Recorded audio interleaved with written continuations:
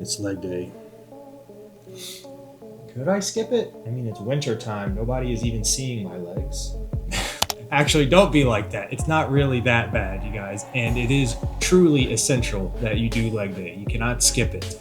You don't want to be one of these Johnny Bravo, SpongeBob SquarePants guys who has a huge torso and scrawny little legs that don't even fill out your shorts. Quick anecdote on this exact topic, actually, a good way to keep yourself humble. I was working with somebody on a collaboration last month, and he was an Iraqi war veteran who lost his legs in Iraq, and he's in a wheelchair for the rest of his life.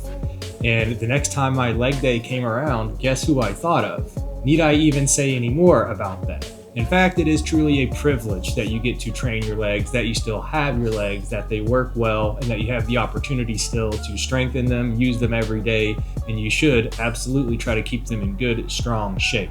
So here we go. We are about to get ourselves a pre-workout cocktail mixed up, get in the car, and get ourselves to the gym. We definitely need some good music to psych ourselves up for leg day because it is the most central nervous system taxing day of the week. It requires the most energy, which is partially why people don't like to do it. Also, the DOMS, the delayed onset of muscle soreness, infamously coming after leg day. Hard to get up the stairs, hard to get onto the toilet, hard to get out of bed. But those things do go away over time, assuming you are consistent, and that is the key. If you only hit legs once every couple weeks or less, then every time you do them, you're gonna have awful DOMs. And so the way to get rid of those DOMs is through making sure you do legs once, maybe twice a week, and supplementing with creatine and staying hydrated. Another absolutely vital reason you have to do legs, maybe you already knew this, they are half of your body and they represent half of the muscle mass that your body can hold.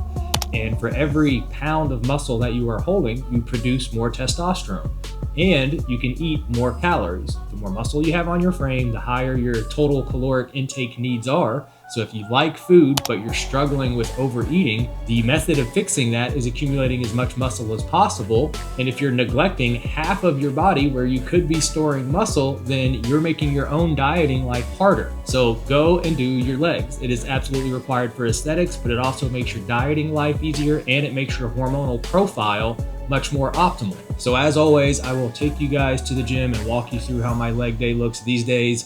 Important note, which I'll talk more about in the voiceover, just because my leg day looks like this now doesn't mean this is how my leg day has looked for the entire 11 years that I've been lifting. It's actually quite different and it has evolved over time after I maxed out my FFMI, my fat-free muscle index, aka what you guys might call the natural limit. Once you've already achieved as much muscle as you can realistically keep on your frame without performance-enhancing drugs, then you don't necessarily have to push the weights further and further and further indefinitely. Otherwise, you're just causing unnecessary strain on your tendons and ligaments, your joints. And so doing things like heavy barbell squats 10 years into lifting, I don't have any business doing that, especially being 40 years old and just trying to focus on longevity and aesthetics at this point and maintaining what I already have. I'm not trying to get stronger and I'm not trying to get bigger. I'm simply trying to maintain what is within the normal limit of my height and my age. So let's mix up this pre-workout and get ourselves to the gym and I'll show you how a geriatric does legs. All right, probably more important than any other day of the week, pre-workout on leg day is absolutely essential. So we have our standard 3-ingredient secret cocktail here. 1 scoop of the Beyond Raw into the Gatorade bottle, half a scoop of CBum's Essential Pre-Workout into the Gatorade bottle, and then half a teaspoon of the citric acid just to make it a little more sour. This one's optional. You guys, you don't have to use that. That's just because I like the flavor of it. But 1.5 scoops of pre-workout is the sweet spot for me. That's what's right for my caffeine tolerance. That's the right amount of beta-alanine to get the nice tingles going. Let's get ourselves in the car and on the way.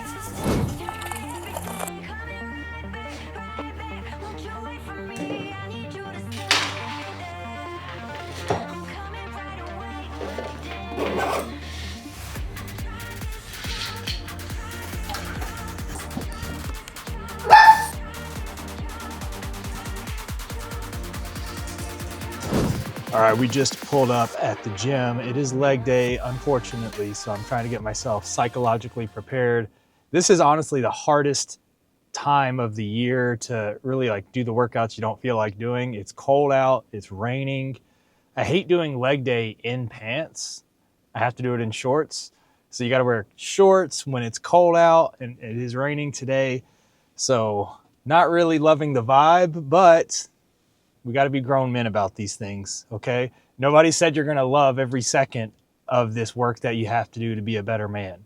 So grow up, do the things you don't want to do, put yourself into the right state of mind beforehand that this isn't about having fun. This is about what I have to do. It's just like a job.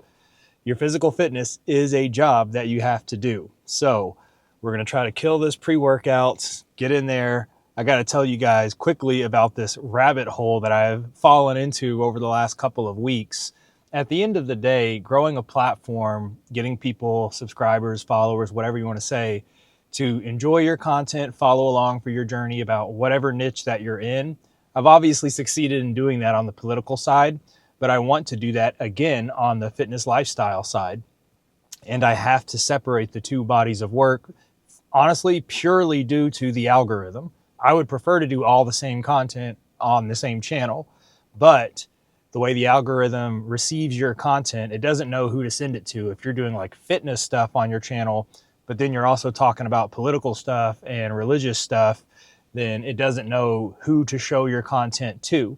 So we have to stand up a fully separate channel. That's the point of Christ Culture Fitness, is to focus on the fitness lifestyle stuff. So anyway, in regards to the actual content itself, the filmed content, it is much more about the quality of it, your expertise in that subject area and all of that. But look at this. I just noticed that my hair looks awful. The quality of the content is also partially tied to the quality of the tools that you're using to capture the content. Like when you have terrible audio, people aren't going to watch your stuff, which is like the sad reality of it. You can be a genius about the topic. You could even have high quality video, but if your audio sucks, people aren't going to watch it. It's like honestly bothersome to their ears. So you got to get your audio sorted. And then the quality of the video itself, whether it's HD, 4K, whatever, that starts to matter as well. And the quality of your video is directly dependent on the quality of the tools you're recording with.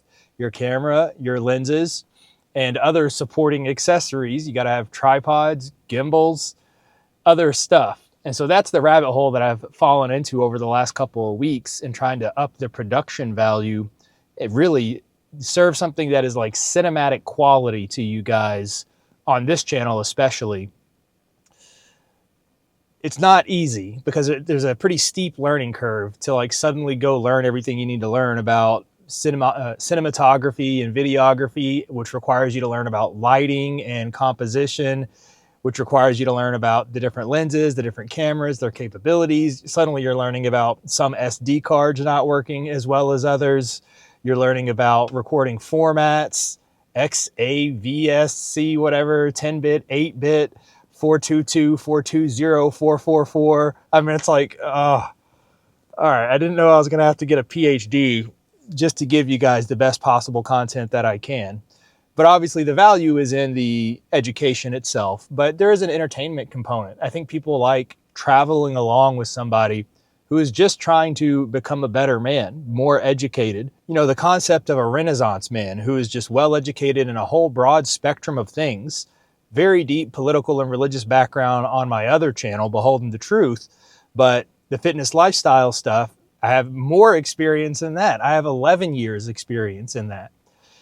But the thing is, to serve you guys the education components about that, the dieting and the hypertrophy, bodybuilding routines and all that kind of stuff, I want the quality of the visuals to match the quality of the education as well. And I just have a very high standard for myself. I've followed along with other people who vlogged their life in regards to the fitness lifestyle. People like Christian Guzman, people like Bradley Martin, people like Brandon Harding, plenty of other influencers who created a channel specifically to capture their fitness journey. I can't do that now. I can't show you guys some radical transformation because I'm already maxed out. I maxed out 5 years ago in terms of FFMI, your fat-free mass index, AKA your natural limit. So you're not going to see me go from a scrawny twig to some guy who has a jacked physique. That ship has already sailed. I already have a jacked physique. But what I can do is teach you how I got there, and then also show you how I sustain that as somebody who is nearly 40 years old. This idea that your metabolism slows down, or that the best years are behind you. You know, those people in their 20s, they're always going to look better than you because they're in their 20s. Actually, no. I have a better physique than literally anybody I know and anybody I have known in 10 years. I know some other jacked dudes. I know some other people who lift on a regular basis just as much as me, but they do not put the same level of attention into the aesthetic component, which is honestly even more about what happens in the kitchen and what happens the 23 hours of the day outside of the gym than what happens in the gym. The 45 minutes to 1 hour that you spend 4 or 5 days a week in the gym, aesthetics, building a bodybuilding physique that is sharp, crisp, proportional, that has to do far more with dieting. And so trying to show you guys that part of the necessary education and journey, that's an ongoing thing. And so I do go through seasonal cuts still. I don't go through bulking phases anymore because I can't accumulate any more new muscle. But I can show you how I let myself be a little more lax with the dieting for 3 to 6 months a year. And then I shave all the fat back down for summertime. So showing you the seasonal dieting components that are going to be required forever, so long as you're doing the fitness lifestyle work, then I am your guy for that. Anyways, I just wanted to vlog a little bit, talk to you guys before we go in there and take care of our legs. You got to keep the wheels looking clean. And honestly, I'm procrastinating because it's nice and warm and cozy in the car and it's cold outside. And even though it's like a 30-second walk into the gym, I don't want to do it. I don't even want to do the leg day, which I guess that's probably the best way to wrap this up, is with the final point that, yes, even 10 years into it, as somebody who loves a fitness lifestyle and would never veer from it, there's so many dividends for simply staying consistent. I will never abandon it. Even as somebody who is that devout, I still don't want to. I still don't have the motivation. I didn't wake up this morning excited about the fact that it's leg day, okay? I'm still having to psychologically remind myself that this has nothing to do with motivation. Motivation comes and goes like the wind, okay? Some days you have it, some days you don't. But that doesn't change whether or not you go and do the work that you have to do. That is about your discipline. That is arguably the single most important learning of the fitness lifestyle, both the dieting component and the lifting component. Discipline will always trump motivation. Motivation, as I said, it's like kindling. Some days you have it, some days you don't. Some days it's really helpful to get excited about the workout, or some days you feel more compelled to do the right eating behaviors that you need to do, the right calories, the right macros, all that stuff. But your feelings are irrelevant. Your obligations are what should be your focus. If you have obligated yourself, you've made the commitment, then there is no, well, I don't feel like it anymore. You have to pay your mortgage. You have to pay your car. You have to pay your cell phone, those things. Those are obligations that you have. And so when you wake up and you don't feel like going to work, how is it that you're able to overcome that feeling? Oh, because you have an obligation. Remind yourself, whenever you're not having the motivation, when you don't feel like going and doing that gym session, or you don't feel like eating that food instead of this food, whatever that restriction or problem is that you're having to face in the dieting and lifting stuff, remind yourself that, okay, I know that I'm feeling this way, but my feelings have nothing to do with my obligations. I am a man of my word. I committed myself to this. I said I am going to do the work. I said that I am going to sustain this lifting routine and this diet ongoing, perpetually. I said that. Whether you said it to other people or to yourself or both, it doesn't matter. You said that. Being a man of your word is absolutely essential in your success. You'll feel better about yourself knowing that you actually stayed consistent and true to the promises you made yourself, because the average population doesn't do that. This being January, New Year's, I'm seeing it happen in real time. It happens every year. You go to the gym in early January and it's effing packed. Can't find a machine. You're having to wait. And then as January progresses, you start seeing the machines start to free up. Suddenly you're not having to wait anymore. Why is that? It's because people aren't true to their word. When they said my New Year's resolution is to finally stick with the gym routine, I'm finally going to stick with the diet, whatever. 2 weeks into January, I think today is January 14th, already people are falling off.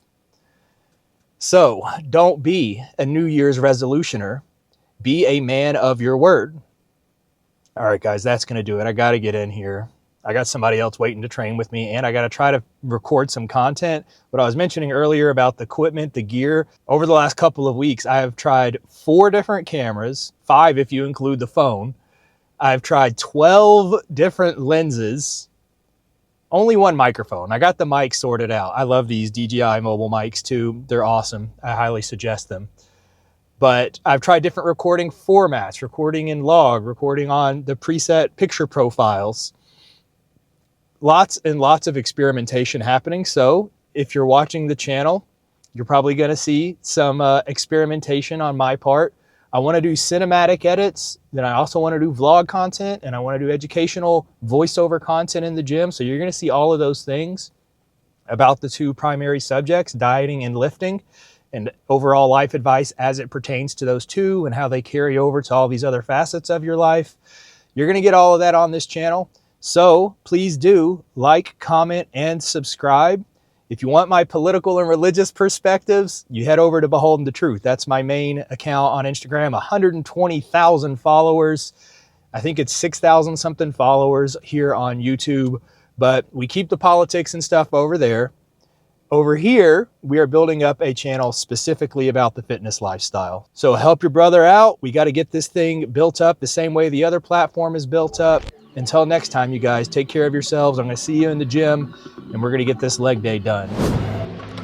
Starting off, we are going to do just 1 static stretch and 1 dynamic stretch. Static stretching is where you take a stretch position and hold it, stationary.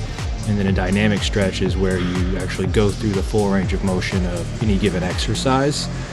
And after that, we are going to start putting some plates on the leg press machine. This is a vertical leg press.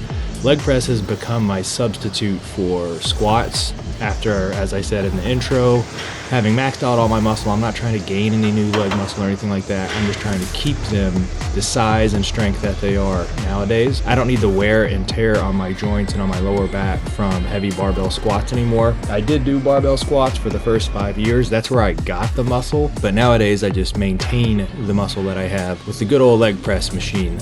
So the leg press now serves as my big compound movement of the day. And for those who don't know, compound movements are any movements that require multiple joints for you to execute. So a bench press, a shoulder press, a leg press, deadlifts, squats, anything that's going to require movement at more than 1 joint, that is going to be a compound movement. And so any day of the week, whether it's leg day, chest day, shoulder day, back day, you do your heavy compound movement first while you still have the most energy, and then you do your isolation exercises. And so the golden formula, as always, we're looking at 4 sets of the working weight. So you start out with about 1/3 of your normal weight, and then do 2/3 of your normal weight, and then you knock out your 4 sets with your working weight in the 8 to 12 hypertrophy range for your reps. And you can see here I'm just adding 1 more plate each set, and then we get to the 3 plates, which is my working weight. I don't push it much further than that. I know, lightweight, but seriously, you guys, it's much more about the mind-muscle connection and using the muscle to move the weight, not your entire body. Another important note on the leg press is to note the depth of every rep. One of the things that kills me when I watch people doing leg press is they're essentially doing quarter reps or even half reps.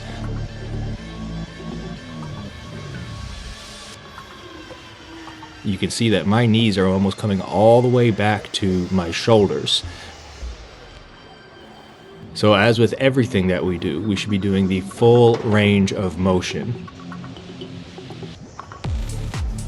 So then we're going to move on to our next isolation movement. And as I mentioned before, an isolation movement is movement that is happening only at 1 joint. So as you can see here, the only joint that's moving are my hips. My knees aren't moving, and obviously nothing in my upper body is bending.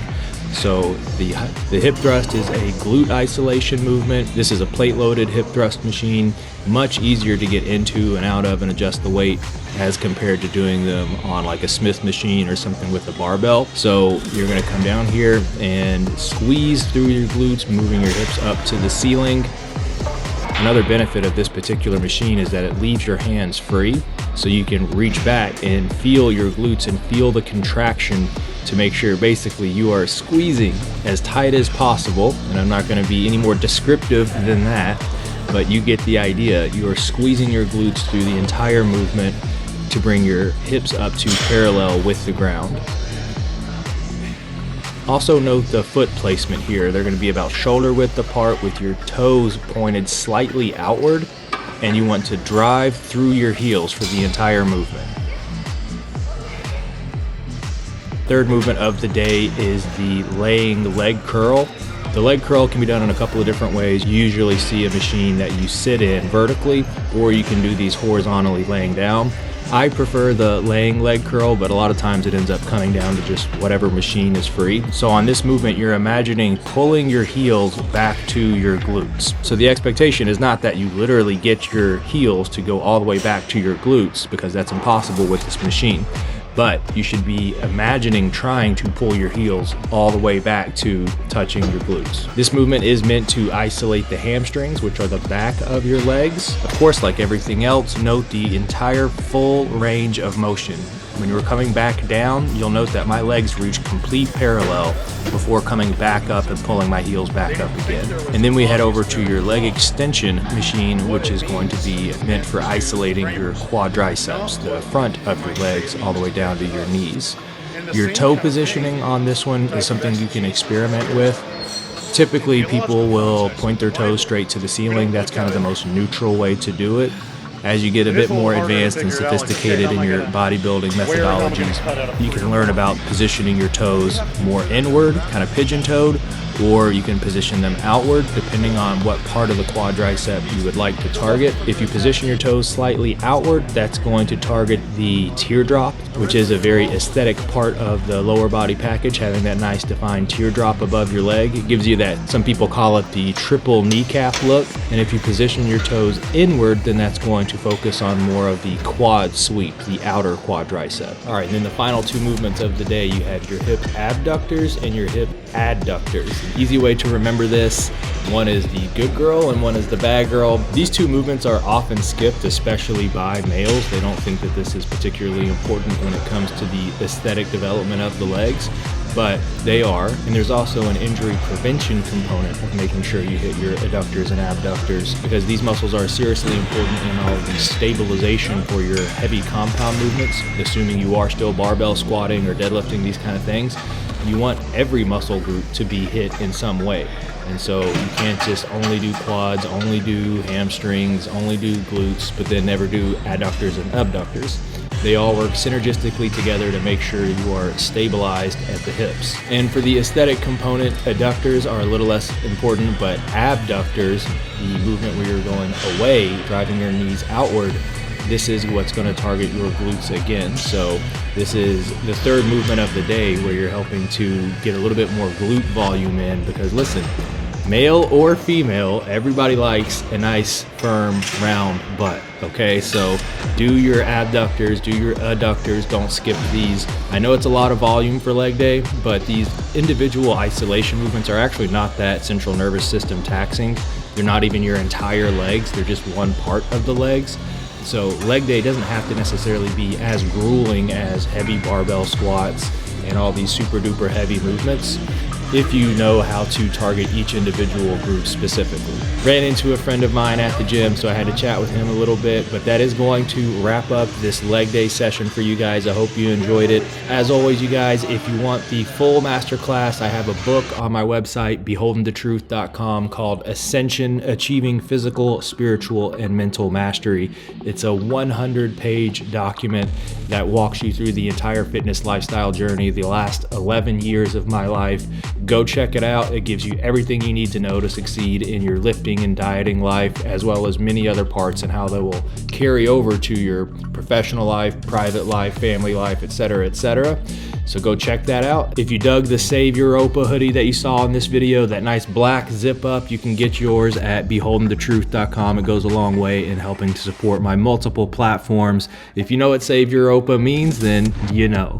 So go get yourself one. It comes in a bunch of different colorways. This one obviously is the black, but you can get it in whatever color you prefer. Until next time, you guys take care of yourselves. Christ is King. Our country is at an inflection point. We can all feel it. And now is not the time to be a physically, mentally, or spiritually weak man. I've spent the last 10 years creating a blueprint for unfucking your life up, and it's a lot more than cleaning your room. How to achieve physical, mental, and spiritual mastery gives you a layman's understanding of how to master dieting and exercise, get the most out of your time, build ironclad mental fortitude, and leverage your faith to become a role model among men, something we desperately need right now in this time of war. I break down how to create a sustainable, flexible diet from scratch, how to organize your fitness routine, supplementation, and I dispel many myths and provide many red pills on dieting and exercise. The book is on sale right now at beholdenthetruth.com for 20% off. Or you can get a free copy if you're a founding member of my Substack, which would also include a one-on-one 30-minute session with yours truly where you can ask me anything. Go to beholdenthetruth.com right now to become the man that you were meant to be, and the man that we desperately need you to be.